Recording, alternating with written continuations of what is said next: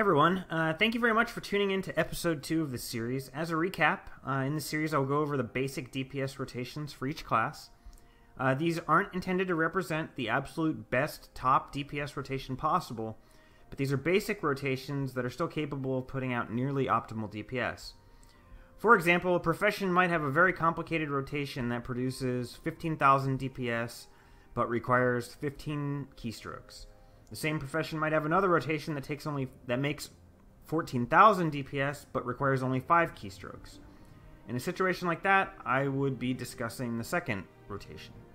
I will leave the min-max absolute perfect rotations to the guides for that profession created by the experts.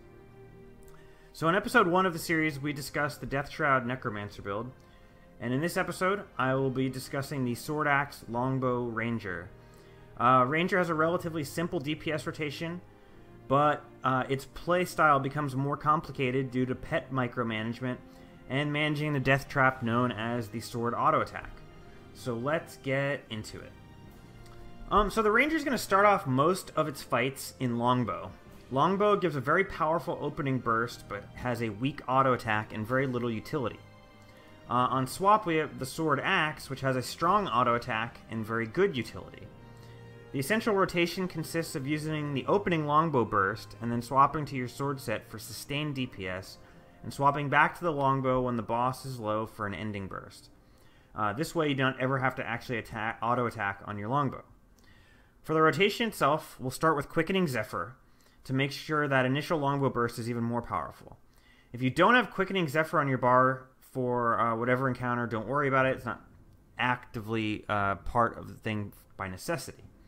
After activating Quickening Zephyr, we'll cast Barrage, and then Rapid Fire. When Rapid Fire ends, we'll swap to Sword. If the boss isn't against a wall, we'll use Path of Scars, and then proceed to auto attack. When the boss's health reaches 10% or so, we'll swap back to Longbow, and finish him off with a Rapid Fire. It's a relatively straightforward rotation in terms of keystrokes, but one thing to remember is that Path of Scars is only a DPS increase if the boss is out in the open, and it will get to hit twice. Another thing to note is that Path of Scars is a CC.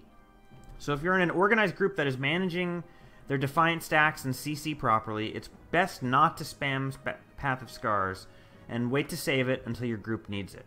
Now I will do a quick demonstration of this rotation.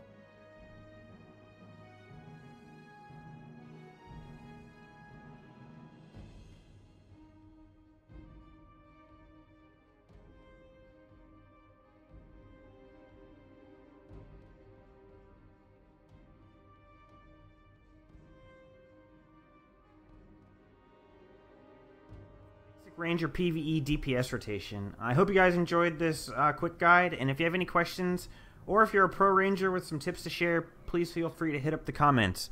I will see you guys next time. Thanks.